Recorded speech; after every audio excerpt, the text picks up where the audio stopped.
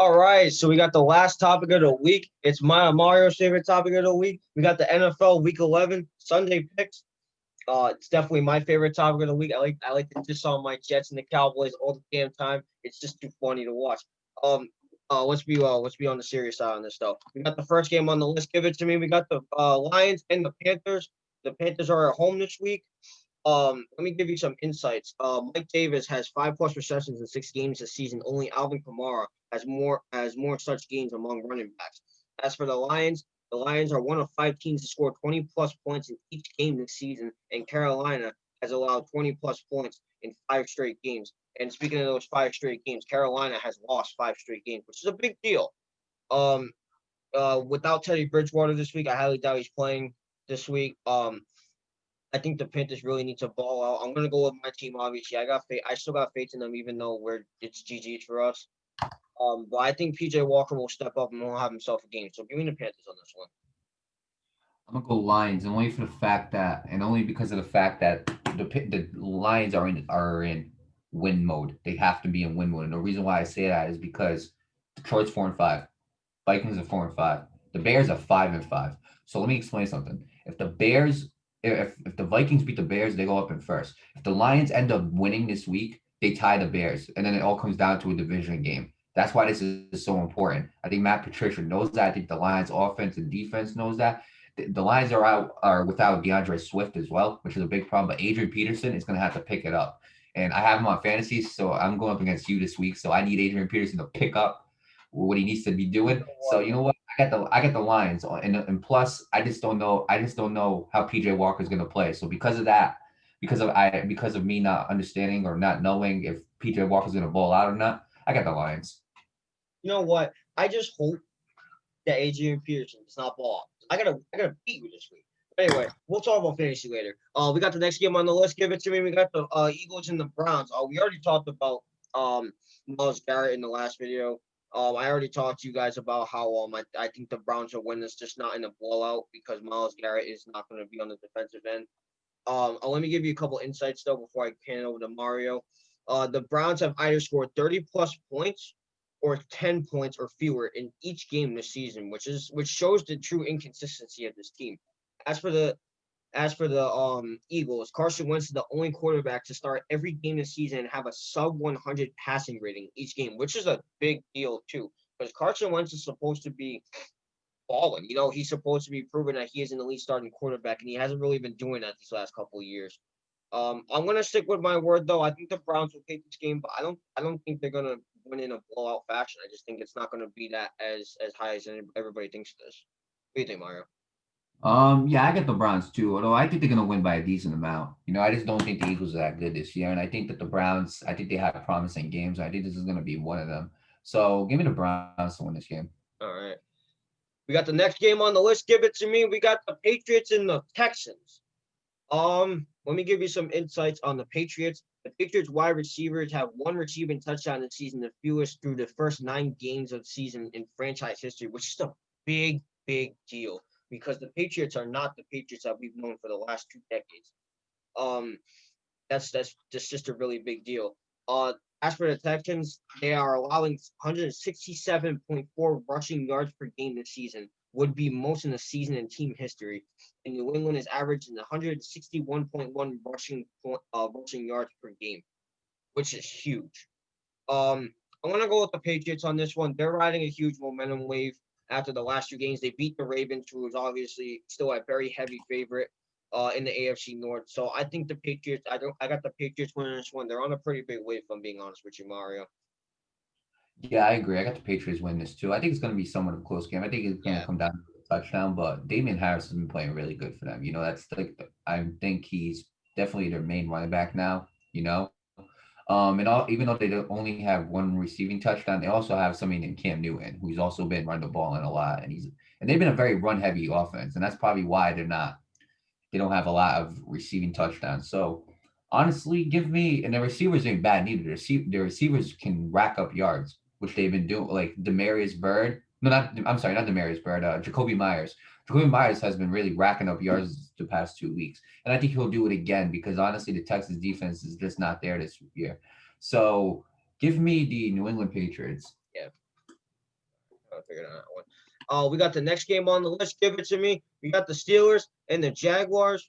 Let me give you some insights on that one too. This is the third game in in NFL history between a team on a 9+ game winning streak and a team on an 8+ game losing streak within a season. The team on the win streak has won each of the last 2 games by 15+ points, which the Steelers offense has been doing their thing, man. I mean, 15+ points. A lot of people say it's not a lot, but then again, they're doing their thing. As for the Jaguars have been tied or led in the fourth quarter in 3 of their 4 games this season versus teams currently above 500, which goes to show that the Jaguars can put up a fight despite their 1-8 record and the lack of product on the field. I'm gonna go with the Steelers on this one, but don't expect the Jaguars to not put up some kind of fight. They've been proven that they can put up some kind of fight, just they can't execute the end game. Yeah, I got Steelers too, and I mean, like, I think this is gonna be close. I do think this is gonna be close. I could see this being like a 5-point, 6-point game. To be honest with you, I could see this being close, but it's only up to what the Jaguars make it. And so, with that being said, I got the Steelers winning it, but I think this is gonna be a close game. Right. All right, so we got the next game on the list. Give it to me. We got the Titans and the Ravens. Both teams have been struggling the last couple weeks. The Ravens had a heartbreaking loss against the Patriots, a game that they were heavily favored to win. As for the Titans, they lost to the division rival in the Indianapolis Colts. So they haven't really been all that well these last couple weeks. Both teams. Tennessee. Let me give you some insights. Tennessee has a 76.5 red zone touchdown percentage this season, which is the second highest in the NFL. And Baltimore has a lot of touchdowns, 76.2% of the red zone drives, which is the highest in the NFL, which is a big deal. It goes to show that their offense in the red zone is not that great. The defense is not that great in the red zone. As for the Ravens have allowed a league low of 18.3 points per game this season. Would be third time in team history, finishing with number 1 score in defense, which is another big deal. This was tough. You know what? I think the Ravens will win this game, but I don't think Lamar Jackson is going to have like an eye-catching game. I think he'll have himself a game, just not like eye-catching, if that makes any sense. I don't think this is going to be a blowout by any means. I think this is going to be a close game. So give me the Ravens on this one. The Titans, and I honestly, I do really think this is a shocker right here. I think this is going to be a defensive game. I think so too. I think so too. One of these teams past 20, to be honest with you, and that's a big bold statement. But hear me out, okay? When you take an insanely good player like Derrick Henry, and you take another insanely good player in Lamar Jackson, that's what you got to make this. That's what you got to make the differential right there. It's not like you have a good running back right there. No, Derrick Henry is last year's league rushing leader. He's still him and Dalvin Cook. As good as they're playing, they have a target on their back. That's the thing. That's what people don't understand. When you're that good, the great ones can continue being that good. And I do think Derrick Henry is that great, but I can see this being like at most I can see one team scoring 21. That's it. Yeah, I agree with that. I don't think this is going to. I don't think it's going to be. I see this as a defensive game. I think Ryan Tannehill might have 1 or 2 picks on the day. I think Lamar Jackson might even throw a pick. That's what I'm looking at it as. So with that being said, I think that the Titans win this game maybe by 3 or 4 points. And with that being said, I got the Titans winning this, and I think it's going to come down to maybe like either the Ravens having a drive or the Ravens having the ball at the end and they just can't drive down the field, or the Titans end up kicking a field goal and win the game. That's how I can see this game going. Do I think Derrick Henry hits 100 yards rushing? I want to say no. I don't. I think he gets close to it, but I don't think he gets 100 yards. I can see him getting a touchdown. I don't think I see him getting. I think this Ravens defense is that good, but it's all going to come down to again how much each team goes into the red zone, or how much. Let me rephrase that. How much that the Titans get into the red zone, because like you said, like the stat you read, the Titans are 76%, basically 76.5% in the scoring in the red zone this year, and the Ravens allow 76.2% scoring in the red zone, which is the highest in the league. So it all matters on how much the Ravens are willing to let the Tennessee Titans get into the end zone. But I think the Ravens go on a 2-game losing streak. You think you're going to continue losing streak? All right, I can respect that. I don't think it's going to be a high scoring game either. With that said, we got the next game. We got another division game. Give it to me. We got the Falcons and the Saints. Let me give you some insights. Alvin Kamara has 0 touchdowns and 6 career games versus the Falcons. That's big. That's a big deal because it goes to show you that the Falcons defense can read Alvin Kamara like a book. As for the Falcons are 7-2 in their final 8 games of the season since 2019, which is 3-13 in their first 8 games. That's another big deal. They're in the second half. They're kind of riding that wave. They're on like a winning streak of 2, is it, or 3? Is it 2 or 3? I believe it's probably 2. Probably 2. Yeah. I think the Saints will win this. I think it's, as much as the Falcons are on a wave, I think the Saints are going to take this game. I got Falcons. Yeah, you got Falcons, really? I got Falcons. That's gonna be my pick this week, and I think the reason why is because I think, not saying that Taysom Hill's a bad quarterback because he's not, but I truly think that this is gonna come down to the wire. I think the Falcons might win. I think the Falcons are riding a wave, and I think the Saints have also a lot of momentum with Drew Brees not being there. So with that being said, give me the Falcons to win this. All right, it's a pretty surprising pick, but I can respect that. We got the next game on the list. Give it to me. We got the Bengals and the football team. All right, so we got some insights. The football team is allowing 194.7 passing yards per game this season, which is the fewest in the NFL. That's pretty great if you ask me. That's a great stat to have. As for the Bengals, the analytics expert Cynthia Freeloon has the Bengals winning in 51.8% of her simulations with a projected final of 25-24. In other words, she said it's going to come down to a 1-point game. You know what? I think the football team's going to win this game. Because like I said, they're only allowing 194.7 passing yards per game this season, which is the fewest in the NFL.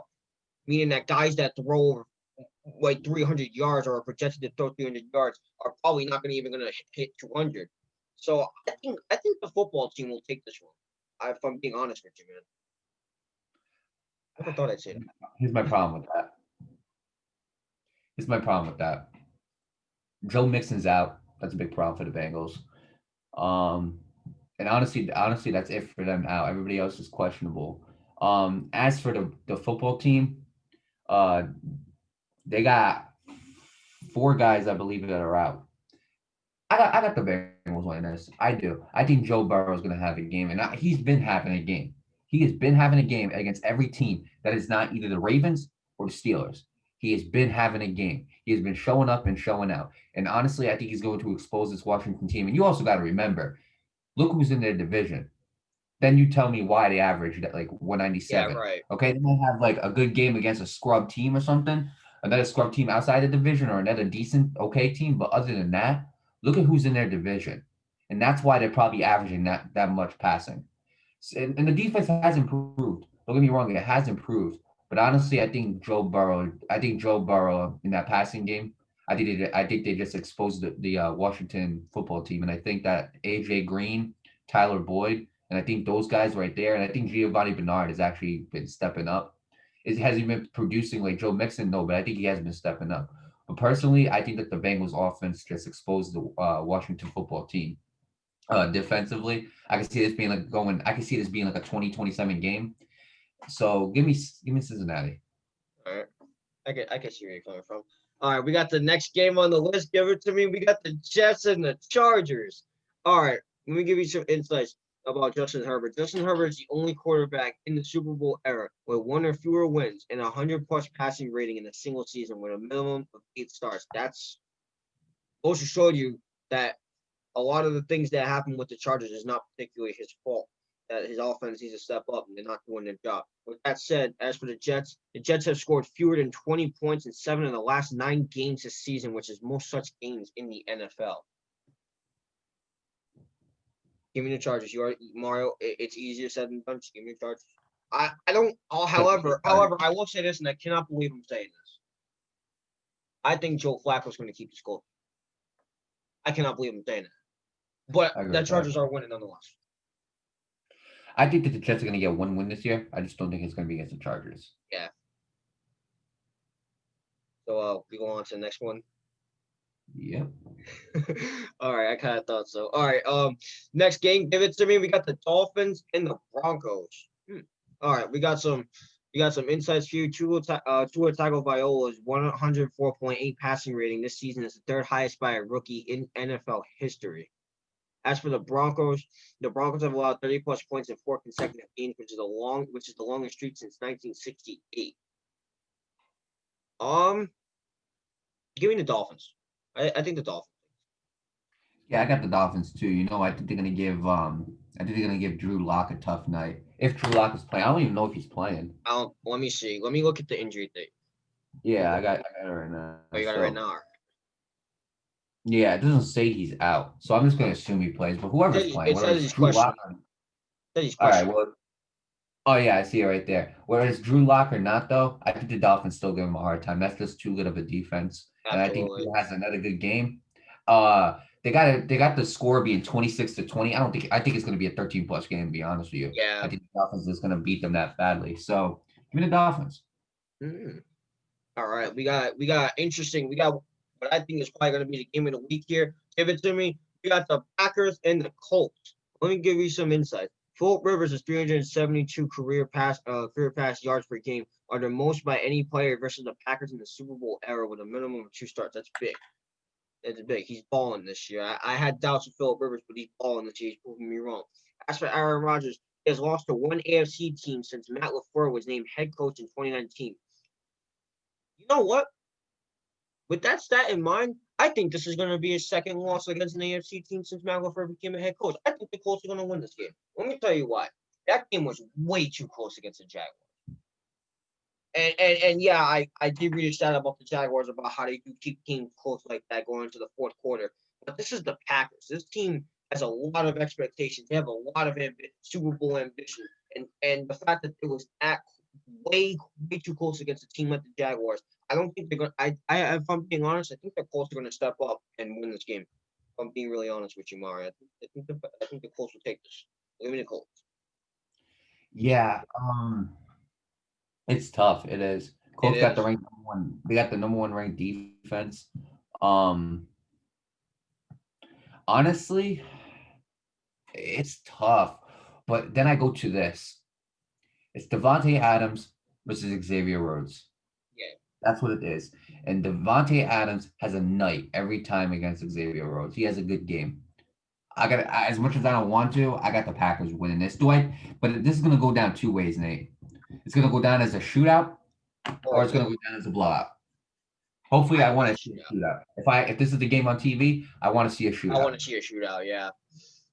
But as much as I'm not a big fan of the Packers, and I'll admit that, as much as they're my rivals and everything, I think the Packers are gonna win this game.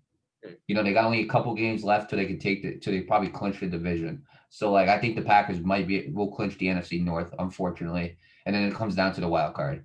But I think the Packers win this game. I can respect that. We got the next game on the list. It's your team. Give it to me. It's the Cowboys and the Vikings. Let me give you some insights on this. The Cowboys are averaging 10.3 points per game since week 6. That's big. Because this goes to show you that this offense is not great without Dak Prescott. Ezekiel Elliott is not doing his job. He's not showing up and doing his job. Andy Dalton's injured, so their quarterback situation just gets even worse. Amari Cooper isn't really doing his job either. Michael Gallup isn't showing up. That's a big deal. They need these guys to show up to win this game and win these games, and they're not. And that's a big deal. It's only scoring fewer than 11 points per game since week 6. That's a big deal.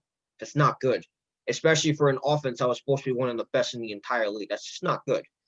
As for the Falcons, not the Falcons, the Vikings. The Vikings have won 3 straight games after week 7 bye, which they started the season at 1-5. As much as I think the Cowboys should win this game, I think the Vikings will win it because I think they're on a very hot wave. Like I said, they won 3 straight games since after their week 7 bye. So I really do think the Vikings are riding a wave. I got the Vikings, Mario. I'm gonna keep picking the Vikings until they lose. That's exactly what I said for the past 3 weeks. I'm gonna keep picking them until they lose. When I first said that week, I was like, I'm gonna give them one more chance. Let me get the Vikings to beat Green Bay, and they beat them. So with that being said, I'm gonna keep picking the Vikings. I'm gonna keep picking the Vikings, and I don't care. That's my team. I still think they got a shot. Honestly, we were talking about I'm not gonna get too far into this, but we're talking about how Zimmer should be fired and everything, and I think Zimmer's done a good job rehabilitating this team from the dead. Yeah. To be honest with you. With that being said, you still gotta stop Ezekiel Elliott. You did it good last time. Do it again. Um, they also gotta remember how big of a threat Amari Cooper was. Yeah. You gotta do something there too. You also gotta remember how big of a threat Michael Gallup was. Gotta do something there too. You gotta realize that CeeDee Lamb is in my opinion the second best rookie wide receiver. If somebody tells me that CeeDee Lamb is the number one wide receiver in this class, I'll show you the stats on Justin Jefferson, and it takes and it shuts everybody up. It should. So with that being said, I expect a good day. I expect a good game from Dalvin. I expect a good game from Justin Jefferson. I expect a good game from Adam Thielen. I expect a good game from the defense. Last but not least, I expect a good game from Kirk Cousins. Don't think he got 2 TDs. Don't think he had a good game against Chicago. Don't think that no. He better have a good. He better be consistent. That's the key word in the NFL: consistent. So with that being said, I do have the Vikings winning it probably by 9 or 10 points because that's what everybody else is thinking. And I don't really like to go by like everybody else, but like it's a valid thing. You know, it's a valid. I think that's very valid. And so with that being said, I got my team winning. I'm gonna stick with my team. And I cannot wait to see Trayvon Diggs versus Justin Jefferson. I think that's going to be a very good matchup. I I can't just wait to look forward to see it. I just love how you dog on Kirk Cousins. It makes me laugh every time. I'm not dogging on Kirk Cousins. I just want to be. I said he needs to have a consistent game. Yeah, I That's get what what that's you're the problem. saying. Kirk Cousins needs to be consistently good throughout the rest of the season in order for us to have a shot. And honestly, I think he can beat the Cowboys. And if he beats the Cowboys, then we jump above the Bears, which is this is a huge game for the Vikings. And so with that being said, give me the Vikings to win it. I think the Vikings will win too. Now we got the last game on the Sunday night. This is Sunday Night Football on NBC. This is going to be a great game too. Give it to me. We got the Chiefs and the Raiders. We got some insights for you. The Chiefs have scored 23 plus points in 22 consecutive games, including the playoffs, which is the longest streak in the NFL. That offense is explosive. For the Raiders, we got Josh Jacobs. He has more rushing touchdowns with 8 than in this season than the Chiefs as a team 7. That's big too. It goes to show you that Josh Jacobs is showing up for this offense. He's making this offense look electric. You know what, Mario? I think the Raiders are going to win this game, and I'm going to tell you why. They had their number last game they faced the Chiefs. They're still the only team that's beaten the Chiefs, and I think it'll happen again. Given that not only they're not playing in Arrowhead this time, they're playing in Las Vegas. They're playing in that shiny new Death Star in the new League Stadium. You know what? I think the Raiders are going to take this game. And this is legit. And this is legit for both teams because this is another division game. This is the team that both teams need to win. And I think the Raiders will come out on top. Although it's not going to be a blowout, most definitely. It's most definitely going to be a close game. I got the Chiefs win this game. I don't think Patrick Mahomes loses to the Raiders twice. I don't think. I think he's such a great quarterback. And one trait that a lot of great quarterbacks have is adaptation. And I think that Patrick Mahomes knows how to adapt. He knows what went wrong the first game. He will change it the second game. And honestly, he will adapt in a way where it's beneficial for the team, not by him throwing 300 plus yards. He ain't gonna do that. I think Carlos Soler is gonna have a good game. They talk about the stat. I think Carlos Soler is gonna have a good game, and I think it's gonna come down to them stopping Josh Jacobs. I'm not saying they're gonna smother him, but I'm saying he's going to be limited, Hmm. and that's the big issue right This there. is definitely So going with to be. that, and plus you also got to remember the COVID too with the Raiders. They lost a Yeah, lot of actually, players in I that defense. forgot about that. So with that being said, I think that defense is pretty luster. I got the Chiefs winning this game. That's going to be a pretty great game to watch. I'm definitely going to be watching that. You're probably going to be too. The Rams and Buccaneers play on Monday. We'll talk about that on Monday. The Bears, 49ers, Giants, and Bills are all on buys this week. So let's go crazy this Sunday with football.